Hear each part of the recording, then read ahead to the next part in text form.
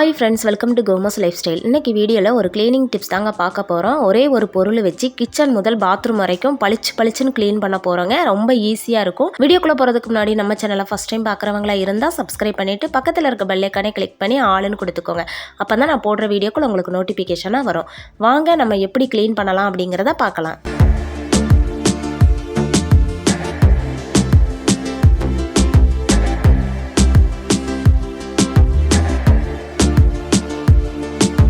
Kitchen சிங்கை clean பண்ணுறதுக்கு நான் எடுத்துக்கிட்ட ஒரே ஒரு பொருள் புளிச்ச இட்லி மாவு இல்லை தோசை மாவு எடுத்துக்கோங்க. நல்லா புளிச்சிருக்கணும் மாவு.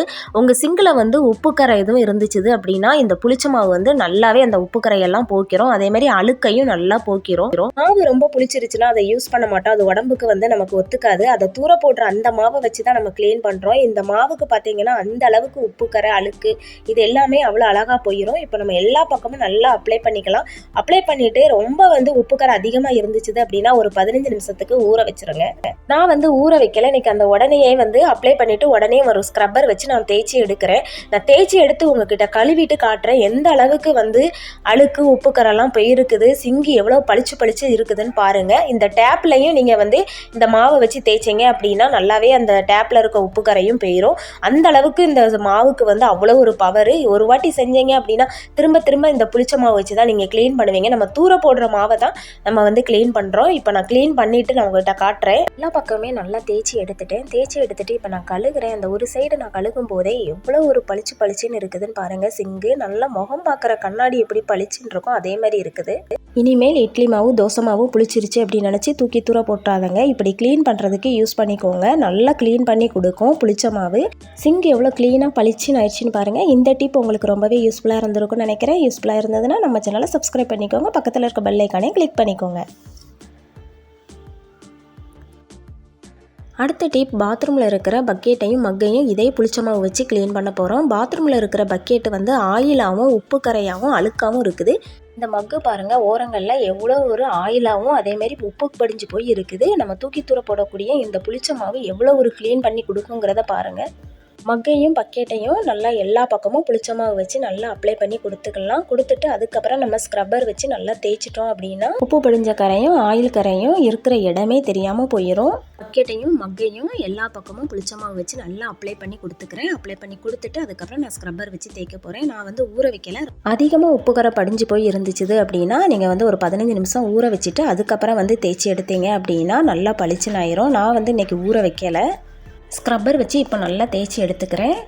நம்ம ரொம்பலாம் அழுத்தி தேய்க்கணும் தேவையே இல்லை. லைட்டாக தேய்ச்சாலே போதும். நல்லா அழுக்கெல்லாம் போயிடும். அந்த உப்புக்கரையும் போயிடும். இந்த பேக் சைடு பாருங்கள் எவ்வளோ ஒரு உப்புக்கரை படிஞ்சு போயிருந்துச்சுது. இப்போ நல்லாவே போயிருச்சுது. அந்த சைட்லேயும் பாருங்கள் எவ்வளோ அழகாக போகுதுன்னு. பக்கெட்டையும் தேய்ச்சி எடுத்துக்கிறேன். இனிமேல் தோசை மாவு இட்லி மாவு புளிச்சிருச்சு ரொம்ப அப்படின்னா தூக்கி தூர போட்டுறாதங்க. இப்படி க்ளீன் பண்ணுறதுக்கு நமக்கு ரொம்பவே யூஸ்ஃபுல்லாக இருக்கும். மக்கையும் பக்கெட்டையும் கழுவி எடுத்துக்கிறேன். மக்கை கழுவும் போதே உங்களுக்கு தெரியும் எவ்வளோ பளிச்சுன்னு இருக்குதுன்னு. உப்புக்கரெல்லாம் நல்லாவே போயிருச்சுது. நல்லா பலான்னு இருக்குது. புது பக்கெட்டு புது மக்கு மாதிரியே இருக்குது. நம்ம வேறு எந்த ஒரு பொருளுமே சேர்க்கலை. ஒரே ஒரு பொருள் புளிச்ச மாவு மட்டும்தான் எடுத்திருக்கோம். இந்த புளிச்ச மாவு எவ்வளோ அழகாக க்ளீன் பண்ணி கொடுக்குது. பக்கெட்டும் மக்கும் எவ்வளோ பளிச்சுன்னு பலான்னு மின்னுதுன்னு பாருங்கள். இனிமேல் புளிச்ச இட்லி மாவு தோசை மாவு இருந்துச்சுது அப்படின்னா தூக்கி தூர போட்டுறாதங்க. இப்படி க்ளீன் பண்ணுறதுக்கு ரொம்பவே உங்களுக்கு யூஸ்ஃபுல்லாக இருக்கும்.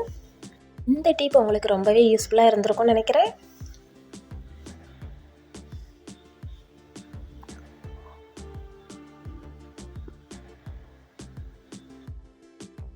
அடுத்த டிப் நம்ம ஒரு ஈவினிங் ஸ்நாக்ஸ் ரெசிபி தான் பண்ண போகிறோம். ரொம்ப ஈஸியாக குயிக்காக பண்ணிடலாம். இது பண்ணுறதுக்கு 10 நிமிஷம் கூட ஆகாது. இந்த கப்புக்கு ஒரு கப்பு நான் சாப்பாட்டு அரிசி எடுத்துருக்கேன். நீங்கள் இட்லி அரிசி இல்லைனா பச்சரிசி எதுனாலும் எடுத்துக்கோங்க. நான் சாப்பாட்டு அரிசி எடுத்துருக்கேன். இதை நல்லா நம்ம வறுத்து எடுத்துக்கலாம். கைவிடாமல் வறுக்கணும். அப்போ தான் அரிசி ஒன்று போல் வறுபடும். தீஞ்சிடக்கூடாது. பார்த்து வறுத்துக்கோங்க. இந்த அளவுக்கு வறுத்தாச்சு. இப்போ அடுப்பு ஆஃப் பண்ணிடலாம். இது நல்லா ஆறட்டும். ஆறுனதுக்கப்புறம் மிக்சியில் பவுட்ரு பண்ணி எடுத்துகிட்டு வந்துடலாம். நல்லா ஆறிடுச்சு. நான் மிக்சியில் பவுட்ரு பண்ணி எடுத்துகிட்டு வந்துட்டேன். இந்த அளவுக்கு நைஸாகவும் இல்லாமல் ஓரளவு குறப்பாக பவுட்ரு பண்ணி எடுத்துகிட்டு வந்திருக்கிறேன். அடுப்பு ஆன் பண்ணி கடாய் வச்சுருக்கிறேன். இதில் 1 கப் அரிசிக்கு 2 கப்பு தண்ணி சேர்த்துக்கலாம். எந்த கப்பில் நீங்கள் அரிசி எடுத்தீங்களோ அதே கப்பில் 2 கப்பு தண்ணி சேர்த்துக்கோங்க. 1க்கு 2. தண்ணி நல்லா கொதிக்கட்டும். கொதித்ததுக்கப்புறம் நாட்டு சர்க்கரை சேர்த்துக்கலாம். நல்லா கொதிச்சிருச்சு. நான் வந்து 1 கப் அரிசிக்கு 1 கப் நாட்டு சர்க்கரை சேர்த்துருக்கிறேன். இது வந்து கரெக்டான இனிப்பாக இருக்கும். உங்களுக்கு இன்னும் இனிப்பு அதிகமாக வேணும்னா கொஞ்சம் சேர்த்துக்கோங்க. வெல்லம் கூட சேர்க்கலாம். நாட்டு சர்க்கரை சேர்த்துருக்கிறேன். இப்போ 1/4 கப் வந்து தேங்காய் துருவல் சேர்த்துருக்கிறேன். தேங்காய் துருவல் சேர்க்கும்போது டேஸ்ட் வந்து ரொம்ப நல்லா இருக்கும். இப்போ கொஞ்சமாக ஏலக்காய் தூள் சேர்த்துக்கிறேன். இப்போ இதெல்லாம் வந்து நல்லா கொதிக்கட்டும். நம்ம வந்து லட்டு தான் செய்ய போகிறோம். ரொம்ப டேஸ்ட்டாக இருக்கும். குழந்தைங்களுக்கு ரொம்ப பிடிக்கும். ஸ்கூல் விட்டு வராங்க அப்படின்னா குழந்தைங்களுக்கு இதை உடனே செஞ்சு கொடுத்துடலாம். நல்லா கொதிச்சிருச்சு. இப்போ நம்ம வந்து பவுட்ரு பண்ணி வச்சுருக்க அந்த பொரியரிசி மாவை இதில் சேர்த்துக்கலாம். தீயை சிம்மில் வச்சுட்டு சேர்த்துக்கோங்க. கொஞ்சம் கொஞ்சமாக சேர்த்து நல்லா கிளறி விட்டுக்கலாம். டேஸ்ட்டு பார்த்திங்கன்னா ரொம்ப நல்லாயிருக்கும். உங்களுக்கு வந்து நாட்டு சர்க்கரை விருப்பம் இல்லை அப்படின்னா வெல்லம் கூட சேர்த்துக்கலாம். தீயை சிம்மில் வச்சுட்டு நம்ம வந்து இதை வந்து நல்லா கிண்டி தவண்டு வர்ற அளவுக்கு நம்ம கிண்டி எடுக்கலாம். உடனே வந்து இது வந்து தவண்டு வந்துடும். பாருங்கள், நல்லா தவண்டு வந்துக்கிட்டு இருக்குது. கரண்டியோட பேக் சைடு வச்சுட்டு நல்லா வந்து கிண்டி விட்டீங்க அப்படின்னா நல்லா உருந்து வந்துடும். பாருங்கள், இப்போ நமக்கு வந்து நல்லாவே ரெடி ஆயிடுச்சு. பாருங்கள், ரொம்ப ஈஸியாக வந்து செஞ்சிடலாம். மாவு வந்து போட்டதுமே நமக்கு வந்து நல்லா கட்டியாக திரண்டு வந்துடும். ரொம்ப நேரம்லாம் ஆகவே ஆகாது. ஒரு 2 மினிட்ஸ் கூட ஆகாது செய்கிறதுக்கு. லட்டு தான் பிடிக்க போகிறோம். ரொம்ப டேஸ்ட்டாக இருக்கும். நீங்கள் ஒரு வாட்டி செஞ்சீங்க அப்படின்னா திரும்ப செய்வீங்க. அந்தளவுக்கு வந்து டேஸ்ட்டாகவும் இருக்கும். நம்ம வந்து குயிக்காக பண்ணிடலாம். இப்போ இதில் கொஞ்சமாக நெய் சேர்த்துக்கலாம்.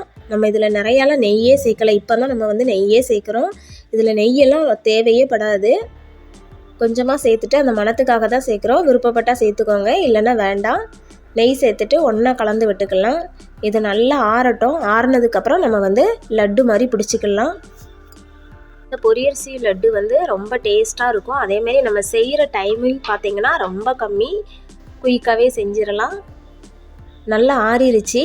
தேங்காய் துருவல் எடுத்துருக்கிறேன். நீங்கள் விருப்பப்பட்டால் எடுத்துக்கோங்க, இல்லைன்னா வேண்டாம். இப்போ நம்ம லட்டு மாதிரி பிடிச்சிக்கலாம்.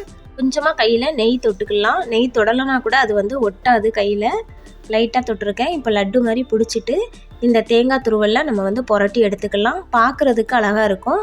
விருப்பப்பட்டால் அந்த தேங்காய் துருவலில் புரட்டி எடுங்க, அப்படி இல்லைன்னா வேண்டாம். பாருங்கள், லட்டு ரெடி ஆயிடுச்சுது. இப்போ இதை புரட்டி எடுத்துக்கலாம். டேஸ்ட்டும் பார்த்திங்கன்னா ரொம்பவே நல்லாயிருக்கும். கண்டிப்பாக வந்து நீங்கள் இதை செஞ்சு பாருங்கள்.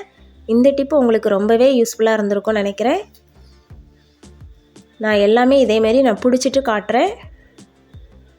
பிடிக்கிறதுக்கும் நமக்கு வந்து லட்டு ஈஸியாக வரும்.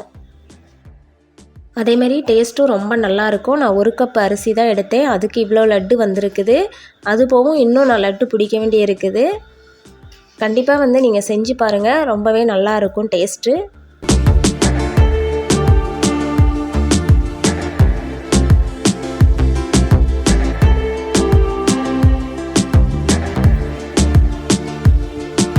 இன்றைக்கி பார்த்த எல்லா டிப்ஸுமே உங்களுக்கு ரொம்பவே யூஸ்ஃபுல்லாக இருந்திருக்கும்னு நினைக்கிறேன். அப்படி யூஸ்ஃபுல்லாக இருந்ததுன்னா லைக் பண்ணுங்கள், உங்கள் ஃப்ரெண்ட்ஸ் அண்ட் ஃபேமிலிக்கு ஷேர் பண்ணுங்கள், மறக்காமல் சப்ஸ்கிரைப் பண்ணுங்கள், பக்கத்தில் இருக்க பெல் ஐகானையும் கிளிக் பண்ணுங்கள், ஆளுன்னு கொடுங்க. அப்போ தான் நான் போடுற வீடியோக்கள் உங்களுக்கு நோட்டிஃபிகேஷனாக வரும். தேங்க்யூ.